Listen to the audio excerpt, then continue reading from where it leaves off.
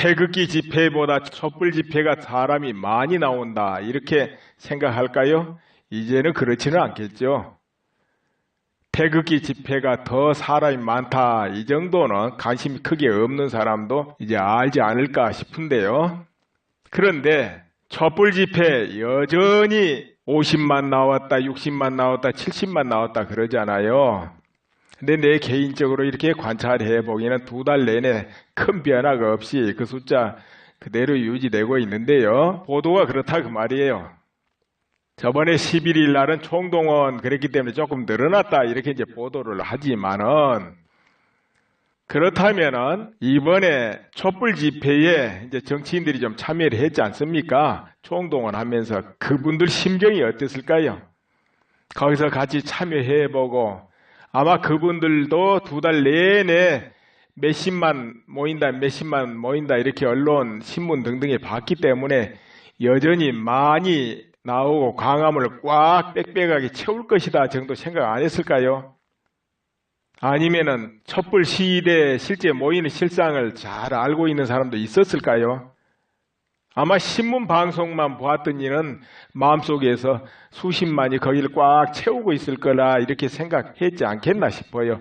그러면 이제 나가보고는 정확하게 실상을 느꼈겠지요. 어떤 상태에 있다는 것을. 그러나 아무튼 이 방송에서 신문에서 아니면 네이버 같은 데서 계속 수십만 백만 하면은 일반 사람이나 국회의원이나 재판관이나 검찰이나 거기에 다 젖어버리게 돼 있다는 거죠. 왜냐하면 직접 가서 확인을 안 하니까. 마찬가지로 태극기 집회 2만 나왔다. 조금 더 나왔으니 올려줘가지고 3만 나왔다. 또 그 다음에 더 나왔다 하니까 5만 나왔다 한들 비교가 안 되잖아요. 실제로는 수십만이 나오고 있다 하더라도 그렇습니다. 이제 가서 딱 참여해 보면 와 하겠죠. 그런데 이번에 태극기 집회 때 11일 날이죠.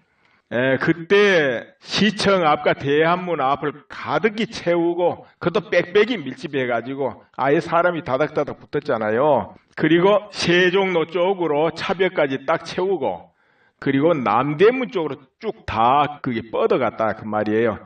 실제 그 인원이 얼마겠습니까?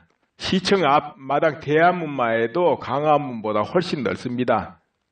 자, 그런데 밀집도가 다닥다닥 붙었단 말이에요. 만약에 일반 보통 시위는 평당 3명 잡습니다. 좀 뚝뚝 떨어져요.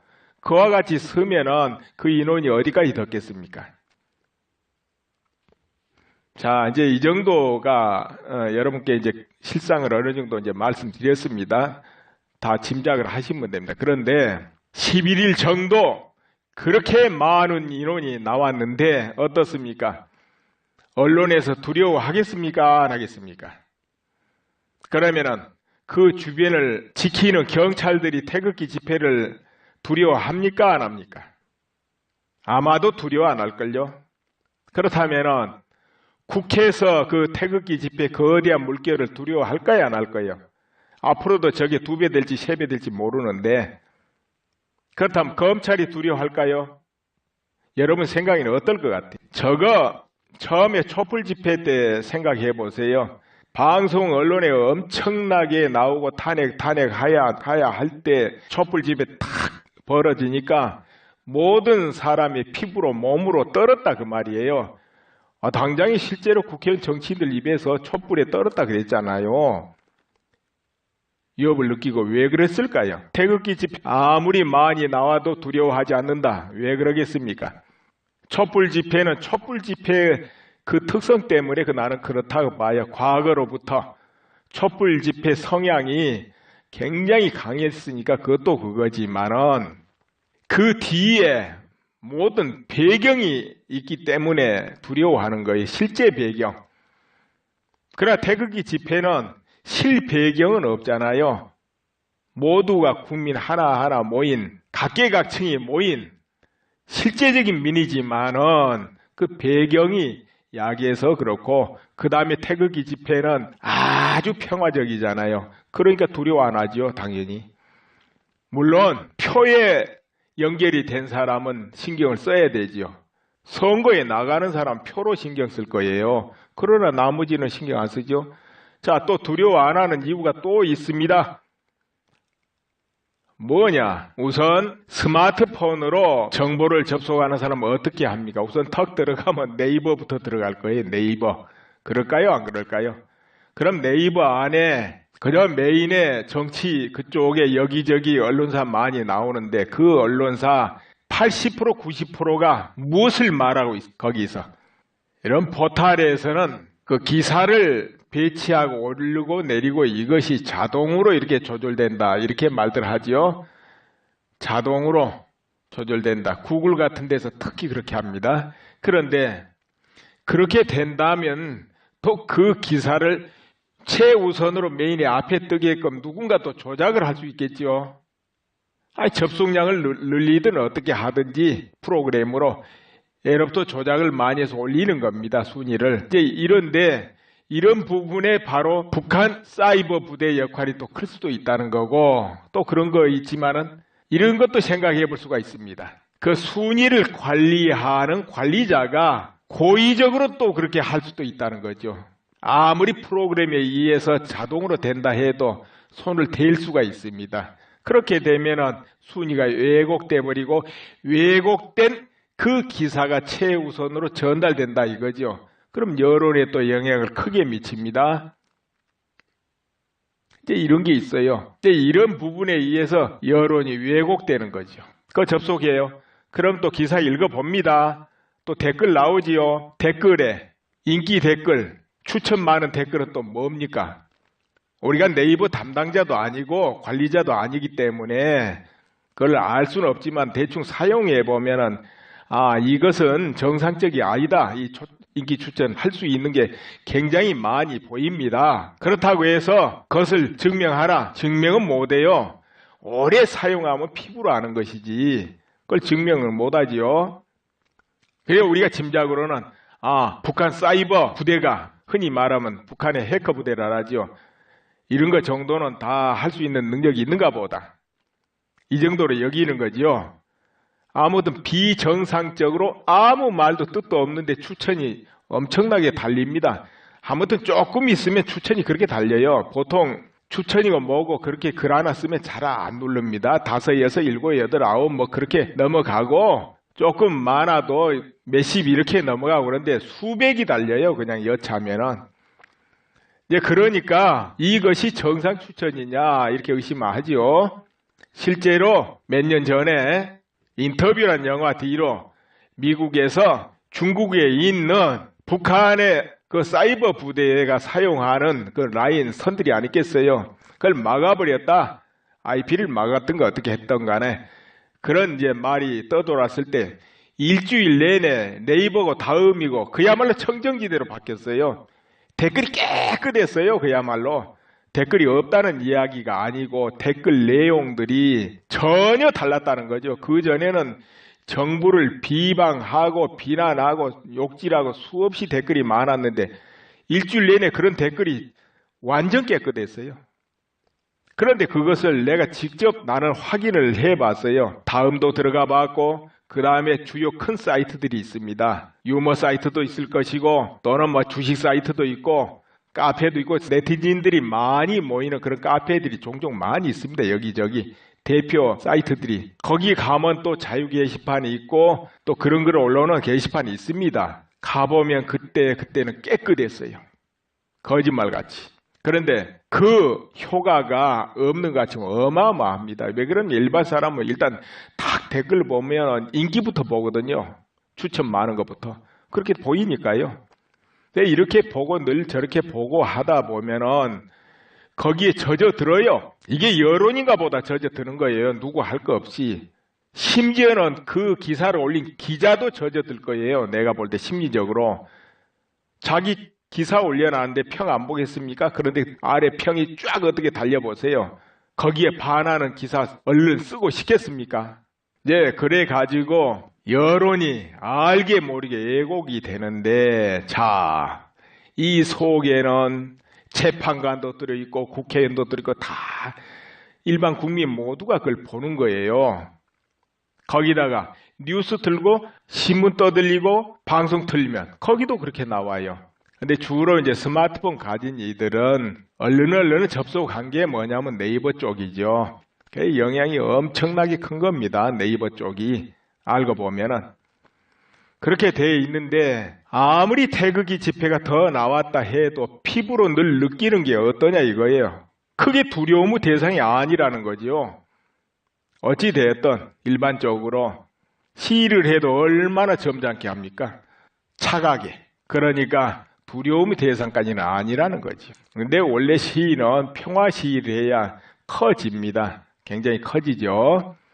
그래서 시위가 커지려면 평화 시위를 해야 되는 건 사실이고요. 또 태극기 집회는 평화적으로 하고 인내를 하고 그러지만은 그냥 일반 동원된 시위하고는 다르지요. 자기도 내가면서 시간 써가면서 가게 문 닫아가면서 이렇게 나올 때는 그 마음이 보통 마음이겠습니까? 그 추운데 압력으로 동원되는 경우도 있을 거예요. 어떤 조직 집단에서 안 나가면 안 되는 상황 그런 거 아니겠습니까? 조직에 속하다 보면 그래가지고 나가는 경우는 마지못해 나가니까 열성이 있을 수가 없죠. 그렇죠? 그러나 내가 원해서 내가 나가지 않으면 안 되겠다, 이대로 있으면 큰일 나겠다 해가지고 위험을 느껴가지고 나오는 경우는 내가 있는 돈 투자해가면서 나오는 경우는 그게 보통 마음이 아니에요.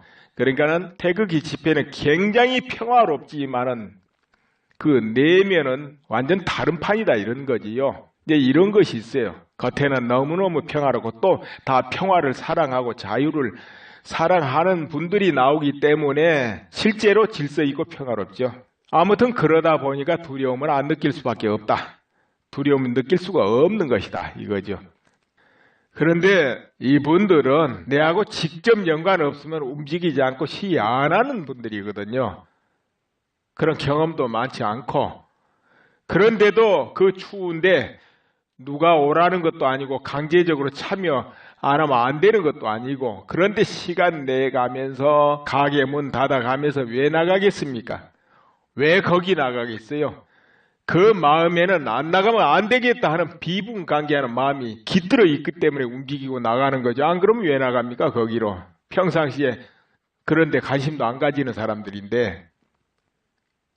그래서 평화롭고 질서 있고 하지만은 힘없다 무시해버려서는 안 될 거예요. 그리고 기각이냐 인용이냐는 기각이 돼야 된다 이거는 10번 100번 말해도 부족합니다. 그러니까 함부로 기각될 거야 해버리고 단정하고 이렇게 하면 안 돼요. 끝까지 힘을 다해야 되는 것이죠. 끝까지 힘을 다해야지.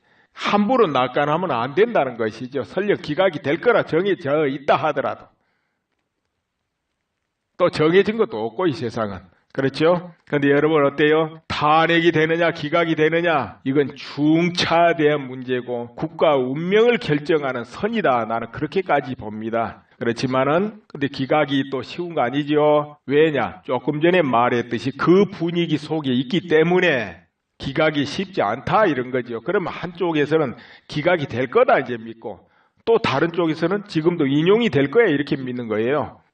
그렇기 때문에 기각이 무조건 될 거야 이렇게 안일하게 믿어서는 안 된다 이런 말이지요. 기각이 될 거다 안일하게 믿지는 마라 이런 거죠. 그리고 태극기 집회 사람들이 너무 밀집되는 것 같아요. 그 밀집되면은 그 사고 날 수가 있습니다. 그렇기 때문에 집행부는 사고 예방에 각별히 유의해야 되고 아무튼 조직을 제대로 해가지고 진행 요원, 사고 예방 요원 또 불의 사태에 대처하는 그런 요원들이 정말 제대로 다 배치돼야 될 것이다 이렇게 봐줘요. 너무 밀집돼요. 할 수 있으면은 좌우 팔 벌려 앞으로 나란히 시켜가지고 좀 떨어지게 하는 게 좋을 거예요. 대신 장소를 좀 넓게 잡아야 되겠죠. 앰프 시설도 좋아야 되겠고 그리고 할 수 있으면 또 보험에도 들어놓는 것도 좋을 거예요. 보험. 어떻습니까? 바둑, 급소, 사활, 포석 이런 말이 있지요. 그러니까 전체 판은 포석을 해가는 것인데 그러나 최우선 가장 강력한 곳, 급한 그 급소를 늘 딱딱 놓으면서 집을 확보하든지 포석을 원만하게 하든지 해가는 거 아닙니까? 그렇죠? 급소. 그러면 시위 같은 것도 급소가 있을 거예요. 급소. 저 어떤 기관이든지 회사든 어떤 단체에 시위를 해도 앞에서 막 시위하면은 어떻습니까? 그냥 정경들 앞에서 떠드는 거고 직원 앞에서 떠드는 거에 돼버릴 수가 있잖아요. 물론 그게 다 전달됩니다. 전달되지만은 그 뒤에 떡 멀리 앉아있는 책임자, 결정권자, 아니면 사주, 어떤 책임자, 어떤 집단을 움직이는 최종 위의 머리, 이들은 좀 저 뒤에 떨어져 있잖아요. 그러다 보면 마음이 심리적으로 어떻겠습니까? 강하게 안 들어오죠. 원래 가장 강하게 들어온 건 내 눈앞일 때 강하게 들어와요. 아니면 내 집 앞일 때, 아니면 내 사무실에 이럴 때 강하게 들어오지, 저 한 발만 떨어져도 강하게 안 느껴집니다. 피부로 그래요. 여러분도 생각해 보세요. 여러분 집 앞에서 여러분한테 직접, 여러분 트위터에, 페이스북에 직접 얽히는 그 자리에, 아니면 가게에 이렇게 누가 어떤 뜻을 전달할 때 강하겠습니까? 저 멀리서 하는 게 강하겠습니까? 심리적으로. 그렇기 때문에 급소는 언제나 가장 크게 작용하고 정책하고 움직이고 지시하는 거기가 급소지요. 거기가. 그런데 항의를 하든 시위를 하든 탄원을 하든 자료를 제공하든 부탁을 하든 간에 반드시 그 딱 정책 그 자리, 움직이는 지시 떨어지는 그 자리, 최고 머리, 그 집단의 최고 머리, 여기에 해야 되는 거지요. 그것이 온라인으로 하든 실제로 하든 간에. 그리고 하루 한 것보다는 이틀, 이틀보다는 한 달, 한 달보다는 석 달, 그게 강한 거지요. 예를 들어 생각해 보세요. 어떤 단체가 와서 여러분 집 앞에서 한 달, 두 달, 석 달을 항의를 한다 생각해 보세요. 어떻게 됩니까? 주변에서 집값 떨어진다고 난리 나요. 주변에서 이사 가야 될 일이 벌어져요. 아무튼 이제 그 정도 해놓고요. 그래서 언제든지 심리적으로 어떤 일이 일어날까 이걸 살펴야 되고, 꼭 직접 안 만나도 온라인을 통해서 직접 만나는 길이 여러모로 있거든요. 그런데 그것도 한 명보다는 10명, 10명보다는 100명, 100명보다는 1000명, 10,000명, 이것이 강한 것이죠. 예외가 없어요. 그 누구라도 다 해당돼요. 여기에는. 이 원리에는 그 누구라도 다 해당이 됩니다. 저 대통령으로부터 일반 시민까지 다 해당되는 거예요. 아무튼 이렇게 결론적으로 말씀드리면은 태극기 집회는 정말 폭발적으로 커지고 있는 것이고, 누가 뭐래도 민의를 지금 반영하고 있는 거예요. 아니다 아무리 해도. 이제 그렇지만은 기각이 되고 인용이 되고 제대로 작용하려면은 난관이 여러모로 많이 아직도 있는 거지요. 그런데 한편으로 촛불 집회를 이렇게 보도하는 데서 가만히 보면 50만, 40만, 70만, 80만 늘 이렇게 하잖아요. 그리고 연인원이 1,500만을 돌파했다. 이렇게 하는데 그것이 예사로 보면 안 됩니다. 다 까닭이 있다고 봐야 됩니다. 그렇게 하는 이유. 왜냐하면 연인원이 많다. 1,000만, 2,000만, 3,000만. 그럼 우선은 그게 민이다. 이렇게 주장할 수 있는 거거든요. 또 왜 탄핵 인용이 민이냐? 이렇게 또 하는 이들 보면 여론조사에서 70%, 80%가 탄핵해야 된다고 나오지 않냐? 이렇게 하는 거예요. 그렇죠? 근데 물론 우리가 주변에 딱 피부로 느끼고 대세 흐름으로 볼 때 탄핵이 기각돼야 된다는 게 훨씬 많지만은, 내 개인적으로 훨씬 많아요, 지금도. 그렇지만은 일단 80% 여론조사에 나왔잖아, 이게 민이야, 이렇게 하는 거예요. 그러니까 연민원이 5천만 됐잖아, 6천만 됐잖아, 1억 됐잖아, 이게 민이야, 이렇게 되는 거지요. 뭐 그렇게까지 될 일은 없지만은 아무튼 1,000만이 왔다, 1,500이 왔다, 이런 거는 다 그런 까닭 때문에 그렇게 하지 않냐, 이렇게 생각이 듭니다. 오늘은 촛불 시위와 태극기 집회의 성향, 성격, 그리고 모든 기관들이 거기에 어떻게 반응할까 이 부분을 한번 살펴봤습니다. 앞으로 기각이냐 인용이냐는 너무 중요하고 앞에 놓여 있죠.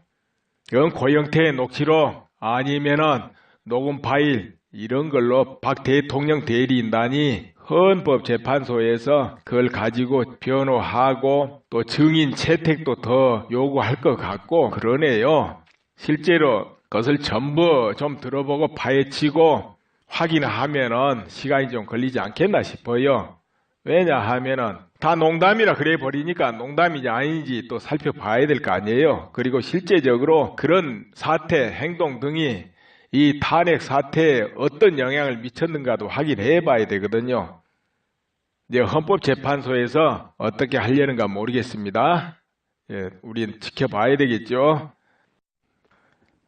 그리고 알려드립니다. 여러분이 이 유튜브 화면에 보면은 올린 사람이 음악게임이라고 있습니다. 거기를 누르고 들어가게 되면은 홈이 나타나요. 그 홈 글자 옆에 동영상 그 글자를 누르게 되면은 지금까지 올려놓은 영상들이 차례대로 모두 다 나타납니다. 최근까지. 그리고 그 아래 추가 로드를 누르면 그 전에 올린 것도 쭉 나오죠. 이게 시리즈물로 올라가기 때문에 만약 앞에 편을 보고 이해가 안 되고 그렇다면은 그 전에 걸 들어보면 알게 되고 이렇게 구조가 돼 있다 이겁니다. 단편적으로 하는 것보다는 쭉 시대에 따라서 이렇게 그때 분위기 따라서 이렇게 올라가고 앞으로를 예상해서 올리거든요. 마치 드라마처럼. 그러니까 그렇게 보시면 되겠고요. 그래서 구독을 신청한 게 좋지요.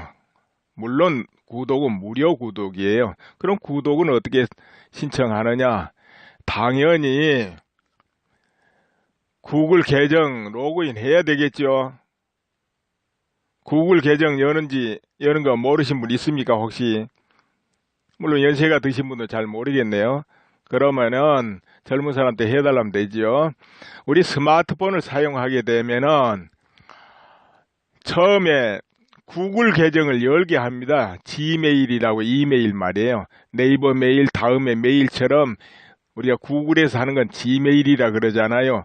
그거를 개설하도록 이렇게 합니다. 또 그걸 개설하게 되면은 유튜브고 뭐고 일체가 자동으로 다 되게 돼 있거든요. 그래서 그걸 개설해 놓고 그걸 개설해 놓으면은 모든 거 유튜브 안에서도 자유자재합니다. 댓글도 달 수도 있고 좋아요 표시도 할 수 있고 그리고 무료 구독 신청도 할 수 있고 자유자재죠. 한 번만 해놓으면 돼요.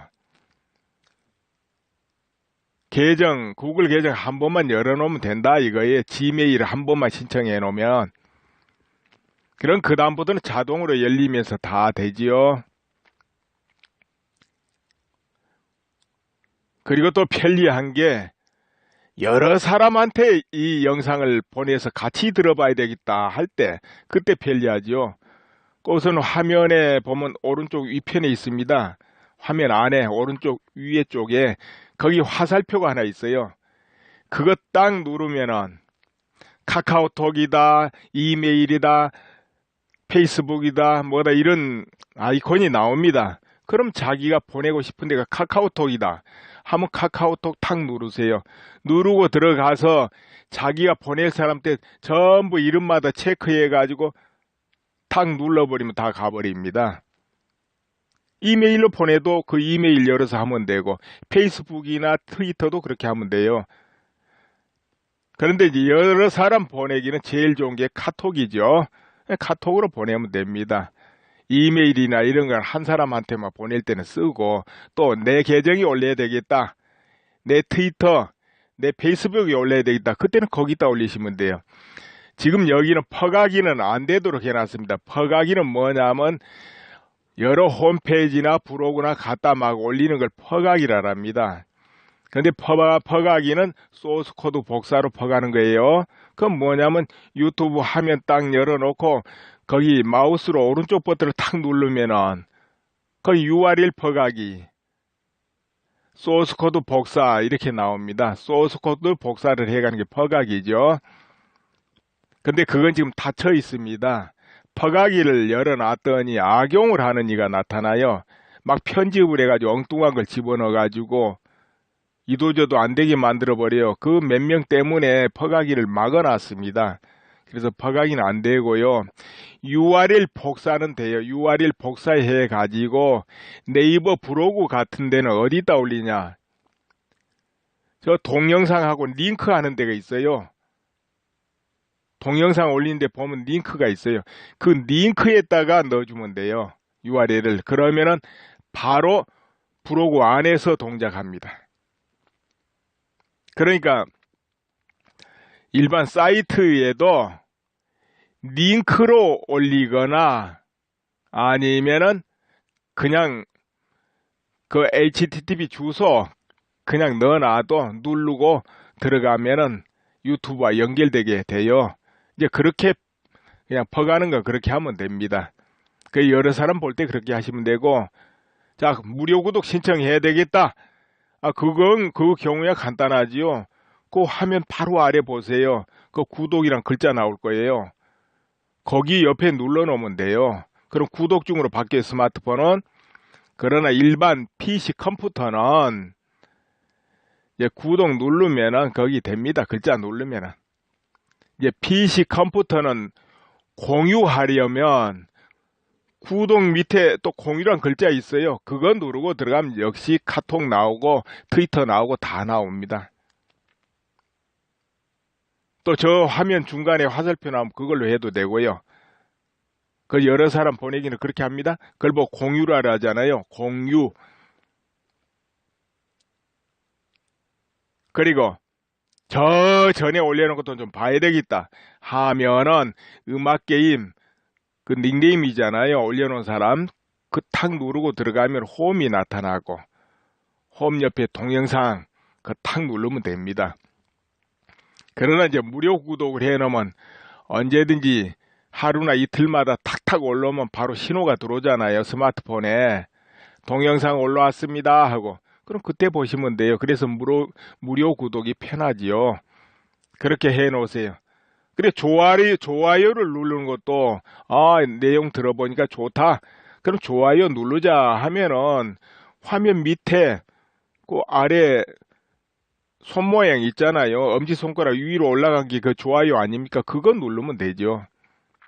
예, 그리고 여러분 이제 내용을 들으실 때 좀 길어도 처음부터 끝까지 다 들으셔야 됩니다. 나누어서 듣더라도 다음 듣더라도 다 들으셔야 돼요. 왜 그러냐 하면은 그 안에 내용이 전부 연결되면서 어떤 걸 나타내요. 딱딱 끊어가지고 이건 옳다 그러다 이렇게 하는 방식이 아니기 때문에 이건 맞다 틀리다 이렇게 하면 간단하잖아요. 그런데 그렇게 안 하고 전체를 서술하면서 어떤 건 암시도 하고 어떤 것은 방향 제시도 하고 어떤 것은 이렇지 않냐 하기도 하고 이제 판단은 듣는 분들이 하시도록 그렇게 이 줄거리만 엮어줘요. 대체적으로 제가 딱딱 잘라가지고 이건 맞다 틀리다 하면 좋겠지만은 그러면은 늘 제가 말씀드리지만은 크게 동의하는 사람이야 기분이 좋고 시원하겠지만은 동의 안 하신 분들이 들어볼 때는 덧정이 없다 이거예요. 그렇게 되면 의미가 없잖아요. 서로 뜻이 다른 분들도 같이 들어보고 서로 생각해보고 판단해보고 느껴보자고 하는 거거든요. 그래야 뭐가 되니까요. 그래서 그 방향으로 하기 때문에 되도록이면 나는 웬만하면 중립적으로 이렇게 말을 서술하려고 그래요. 일부러 내 마음에 따로 있다 하더라도 그건 접어두고 그렇게 합니다. 그러니까 여러분 그분을 잘 생각하시고 이렇게 들어보셔야 됩니다. 그리고 조심해야 될 게 이 인터넷 세계는 엉뚱하게 변조되고 꾸미고 해가지고 돌아다니는 그런 기사 찌라시 이런 거 굉장히 많습니다. 그래서 자칫하면 속아요. 그래서 꼭 근거 팩트 잘 확인하셔야 됩니다. 언뜻 보고는 짐작하면 안 돼요. 그건 남이 해놓은 걸 적당히 몇 군데 변조를 해가지고 군데군데 막 변조해가지고 그렇게 하는 거예요. 그런데 자칫하면 속죠. 모르니까. 그러시면 안 되거든요. 누군가 편집해서 조작한 겁니다.